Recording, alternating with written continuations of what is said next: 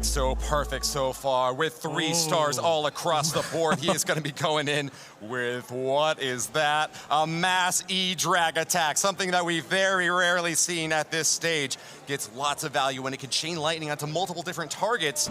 Carbon, what are you looking at? Well, I see the biggest thing with the Baby Dragon on the outside, wanting to set up a funnel for these E-Dragons. Nebrex has been doing really well so far, not only today, but throughout this whole weekend. It's going to come down to Rikirez and how he performs, because he's been on, unfortunately, a fail streak so far. But in this attack with the Rages, the Warden ability going straight off, double raging into the space. That's right, raged up Electric Dragons are looking strong. And Max was looking forward to some base news. Well, there is a base news. This was the base, which defended to a 1-star against Exorcist in the first match. So now it's up to them getting this out of the way, getting this base, which has cost them the first match in the finals, getting it on 3 stars this time around. Archqueen in the center is going to start firing away at these Electro Dragons, but they get zapped down, unalived, unceremoniously. The Inferno Towers, though, are starting to heat up and burning apart this poor battle flip, but right over the Town Hall it goes. The loons pop out and will path on inward for supreme destruction. Grabs the 2nd star, as Nebrex is going to have to rely on these heroes to try to circle around. He's moving his way around. The Royal Champion is going to target the scatter shot as the Royal Champion's making her way in. The freeze comes down. The double, the second, all 3 skeleton spells coming right up, or the Skelly traps, trying to stop these heroes into the section, but another spell coming through. Freeze. But he needs to somehow figure a way to take out that single target Inferno. Trap on the E-Drag, and that's going to spin it around a little bit, preventing it from getting onto the lock, but it still stays alive somehow, some way. Finally going down and raining lightning on the base.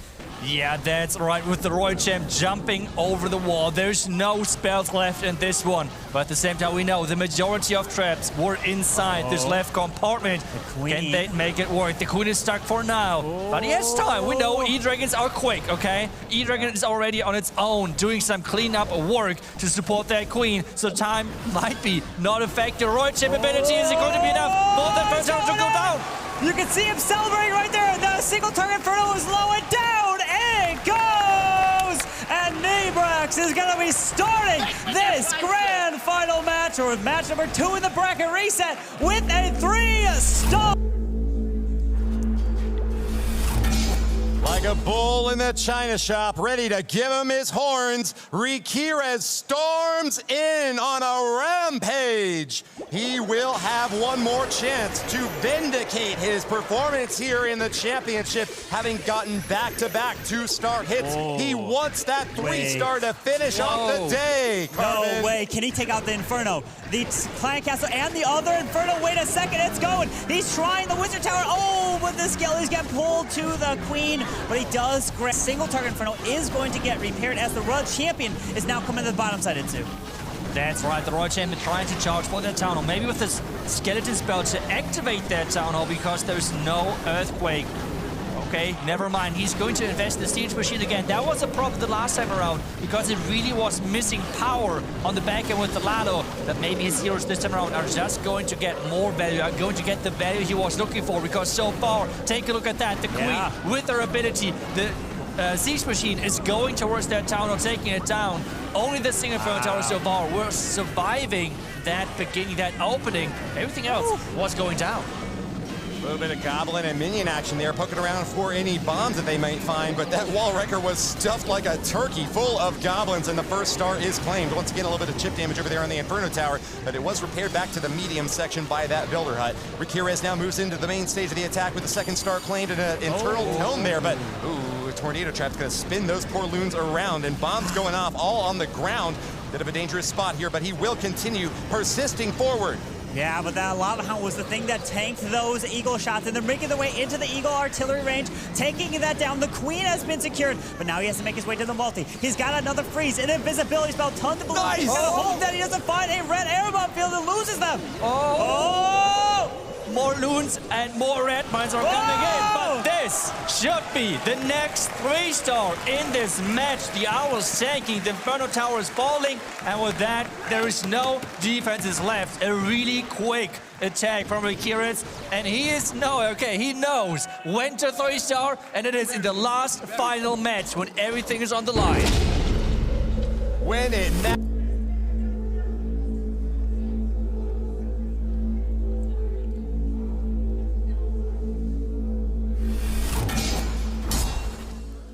Klaus the Clever against a diamond shape. Really interesting compartment setup here by Exosys on this base. I gotta toss this first to you. What are you noticing first? I mean, it looks like just a legend base. I'm just right now really confused because those are like one of those crazy teaser diamond-shaped bases, as you already said, Woody. So I cannot wait to see what he's coming up with. But he is starting off with the crazy hero dive, I guess, from the bottom side, Corbin. Yeah, trying to get these heroes in towards the bottom side. He can remove this eagle nice and early, but take a look at where that clan castle is. It's a lot further up in the base, so he's not going to lure it out just yet. While this queen looks like she may just jump to the outside and continue to make her way up. Quite unusual to see this sort of base design in a war. They are not spreading those buildings out to the far edges, which usually makes it a lot harder to get the funneling job done. Instead, Klaus, a base builder of his own, has certainly seen this sort of setup before, and it's just going to be up to whether he can predict where those traps are at to get the perfect insertion here with the queen and the warden and the king all coming in from that right side corner, pathing just together like a beautiful little clump of destruction. He's pushing he's pushing everything straight over through this wall. Oh, he finds a tornado trap, which is going to spin this blip around through the warden ability, but it's good. Oh, and it gets frozen right there by the ice golem as it needs to make its way to the town hall. It just opens giant bombs, skeletons, all these traps in this area. Is that a blizzard? It is a blizzard. Super Wizards delivered towards the town hall, and it's taking it out. Wow. The question, though, is, was this enough value? Because this queen is supposed to get way more. The jump spell is placed. The queen ability is gone. But there is much more on the menu for the queen to take down. Misses the unicorn there with that invis spell, and that's going to be a bit more damage onto that poor queen who's taken so much fire from the ground expos. She is eliminated. She goes the way of all flesh, and it is now up to the balloons up top to try to decimate the rest of this base. The loons are clumped together with a free spell to help them out. There's going to be hardly any fire on them. Can they survive to the end? Red bombs coming out, Carbon. Oh, they're going around. The balloons are trying to make their way to the wizard tower, and they absorb the shots. But Enemy queen. Yeah, but she should be going down. She's in the poison. She's getting slowed a lot. But there's no red air bomb. Seems like the enemy queen goes down to the headhunters. Now it's just a matter of time here, Itsu. Yeah, there's one archer tower left. In fact, all of those loons are low. The one loon trying to tank 35 seconds for Klaus to get this 3-star in. One more loon jump and the archer tower is going down. And this means it's the next 3-star for Queen Walker Stephanie. It nearly paid off to get this weird-looking base into the mix for Tribe Gaming. Yes. But it is going to be another 3-star for Klaus. And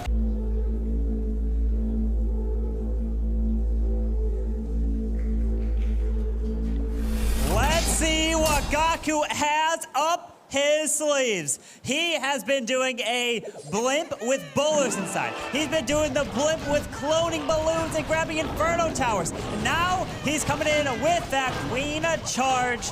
Lala, we've got the Ice Hound as well in the mix, as the queen's going to be used off by this Eagle Artillery far on the opposite side of this town hall. But is she going the wrong way here, Itsu?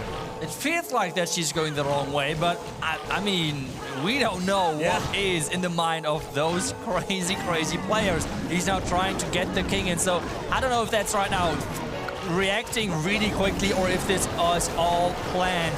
But for now, it looks solid because this queen is going to charge into that scattered compartment. While the king should take down really easily that eagle compartment on the other side. Yeah, an eagle and an air defense out there. Queen's going to get an air defense of her own, but a big CC pull while she's taking lots of shots from the scatter shot. Didn't manage to take it down before she engages these CC troops, and that really does necessitate the rage spell there from Gaku, trying to top her back off. But man, even with the rage, they are struggling to keep her alive. Free spell goes down, and that's going to be one that he won't have later to fire away with those balloons. He is doing everything he can to keep her up, but the entire duration of the rage spell is about to expire now. It requires another rage. She is gone mad, Carbon. Keeping this queen ability intact is huge, as he still has a battle blimp to use and some invisibility. He decides to send in that Dragon Rider for the multi-target Inferno to help secure that, because the balloon pulled the Seeking Airmine, which is brilliant. But now here comes the blimp, the Warden ability, going for the Town Hall. That's right, they're going in with the, I want to call it space station approach, because this is exactly what Space Station has done so many times with great success. The question though is it going to be as well as recipe for success for Queen Walkers? The Lado has died out, but remember, this is like a two-phase Lado where the first group of loons is supposed to go down at some point because it's just about delivering that blimp into the town hall. Look at that freeze onto the Inferno Tower, so the Dragon Rider can help remove that, Woody. Takes it down, and it will target onto the mortar Wow. next. That's going to give some time for that Builder Hut to finish him off. But the loons on the other side are going to be able to wipe it out nonetheless. Gaku holding on to 2 more invisibility spells. Will have no problem at all with the center of the base. Tosses the shield from the Royal Champion, and this base has been flattened. Once again, another triple from Gaku. The perfect striker from the Queen Walkers will keep them in a strong position, still behind by only 6% to Tribe Gaming. Exosist is Nexosist, pulled off just a 1-star in the previous war and needs to improve this time around to keep Tribe Gaming up and ahead. I'm sure that was just a fluke though, and he can get it done if he just gets enough support from the crowd. I already hear them stomping their feet once again. This has got to be the loudest war that we have heard all day, Carbon Finn. Yeah, everybody is here for the moment. They want to see who is going to win the championship. But Exosist is trying his best because 2 more 3-stars from Tribe. They lock it up no matter what. But we have the Rage onto this Queen, and she's going to continue her way to help remove the enemy Royal Champion, the Scattershot, and this whole compartment up top. That's right. At the same time, trying to charge the king in from the top side, getting that queen into the huge channel. Take a look at what he can actually read from that channel while the queen is dropping really low, Woody. Does drop a Rage and a Freeze just to make sure that she is doing quite well. She is drawn like a moth to the flame to those CC troops in the middle, and that's kind of bad news since so many defenses are going to be firing away at her. But with the Raged up healers out back and that Flame Flinger supporting the assault on that Eagle Artillery, it's going to be an early good start for Exosist. Finds the CC pull now, and it's going to be that Lava Hound to finish things off. Taking that down last is more good news for Exosist because it means that that Queen will be able to do a lot of work later on. But all of these Expos, the multi-Inferno firing away at her, he does not want to be forced to use that ability, Carbon. He's able to keep that Queen up and her ability intact. And now he wanted to drop that Dragon Rider to help target that multi. So that could be a little bit of an issue. Still has the World Champion. Could decide to send her in there. But the ability of the Queen was forced. So now this RC needs to remove the multi before the healers. That was an optional ability. It wasn't forced at all. He used it to execute the King. Brilliant. Yeah, the Headhunter was too late, so the Queen ability had to be used. Another invisibility spell to keep that Queen alive, keep moving her in that channel, while the Tornado Trap is keeping those loons and the town of poison. And those red bombs of death! All of the loons have gone down! Exorcist's army has been obliterated, and yet his army is still gonna soldier on. The heroes with grim-faced determination, trying beyond all hope to finish off the last buildings. He's got the RC ability, which goes off, hits the defenses, and Exosist is actually going to turn it around and still get this done. He sees that the minions, he's got the cleanup, and it's got down to 1 more attack for Tribe Gaming. If Fluxy, the closer, gets the triple for Tribe, they will be the champions, Itsu. You cannot imagine.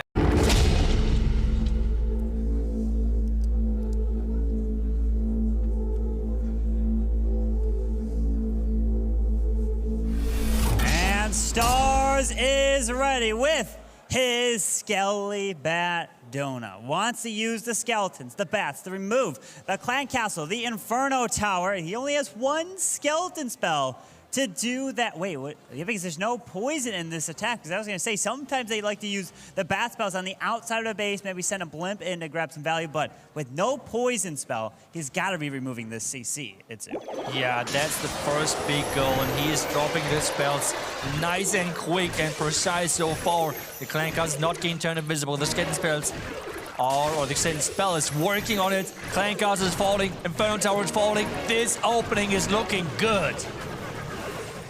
superb hit to start here for Stars. Also brought a Golem once again. Queen Walker Stephanie really seemed to love using those to block for Archer Queens out in front rather than going for those Queen charges. They can somehow still keep those Queens all the way alive until the very end of the attack.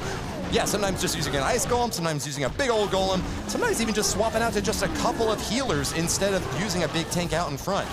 Yeah, it's going to be a Stewie dive this time, Carbon. Yeah, with this King now going to make his way into the base. Looks like he may walk his way a little bit up to the top towards the Elixir storage, and then towards that Eagle Artillery. As the King really goes off, the Log Launcher is going to move its way in, but do I see that the Log Launcher is just missing? No, it's clipping the multi. It's just barely clipping it. Wow. Where the hell is going down? Wow, how is it hitting? It doesn't even look like it. Pixel perfect placement is how. That is just crazy, and especially with the King getting lured to the outside. There is no chance of this Log Launcher going down too early, because now the Yetis are going to help that Queen to stay alive. The Royal Team already did the great job of taking down that scatter, and the Queen just keeps charging forward because, I mean, there is no healer, so this is like a Queen charge, a Yeti charge, you want to say. Yeti boosted Queen charge. I have seen everything now. Stars onto the bottom compartment with a freeze onto the Town Hall. Perfectly timed to give those balloons plenty of space to move on in and demolish the place. Pups are even going to get a little bit of a boon from that Eternal Tome as they try to get out of that big bomb area. Only a couple of balloons caught by the Tornado Trap, and Stars is going to be going into the right side compartment with an overwhelming balloon parade! Balloon parade! What an attack from Stars! Just brilliant here! Gorgeous! Getting it done! They need the answer, and they are staying close. They will be down by just the 1 star, and Stars is giving them more. What a great hit with the thumbs up, and that is just gonna be on their side, and Queen Walkers are your champions! What a showing from them. The audience going crazy, the fans jumping in joy. Utah getting Queen Walkers after back-to-back runners-up. The first seed in the World Championship. With just the slimmest of percentage advantage over a well-fought Tribe Gaming squad, the 99% 2-star is able to give the 5% lead to Queen Walker Stephanie, enough to claim that trophy and $300,000. Queen Walker Stephanie are your world. Congratulations, performance. Queen Walker Stephanie. Let's go to the stage. Champions of the world. And there is your check for $300,000.